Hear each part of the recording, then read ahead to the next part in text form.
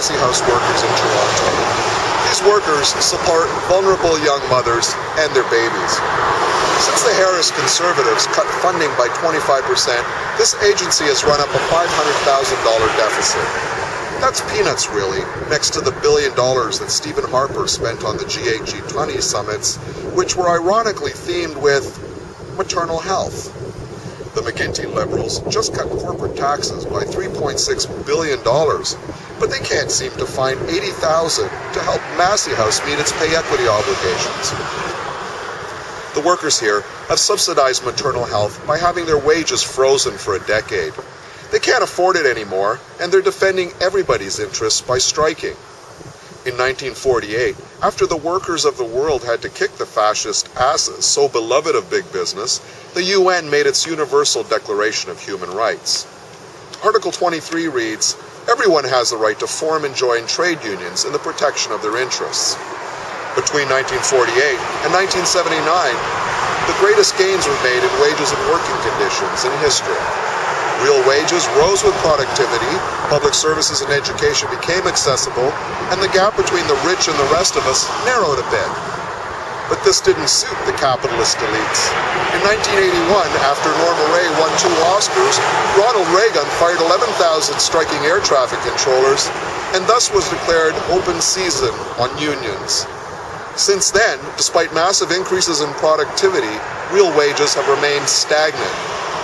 On the legal front, last January, the Supreme Court of Canada endorsed Walmart's anti-union animus in a rare split decision.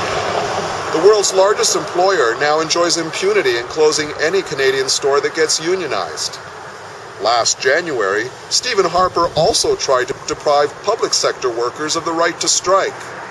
Had this move succeeded, Stephen would be in the pantheon of other free market heroes like Augusto Pinochet and Saddam Hussein, who also did the same.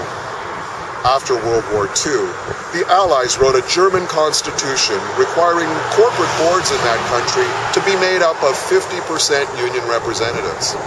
The idea was for unions to watch out for incipient corporate fascism. The actual result was that it prevented German capital from exporting its manufacturing base to China. Too bad the Allies didn't take their own medicine. Today, Germany is the world's leading export economy, followed by China. Despite any G8 chirping to the contrary, the governments of the world only care for corporate interests. This line shows that Canadian governments don't give a rat's ass about maternal health. These are the workers who actually address maternal health on the front line every day. This is where the only real social progress has ever been actually made. On the street, by real people and their unions.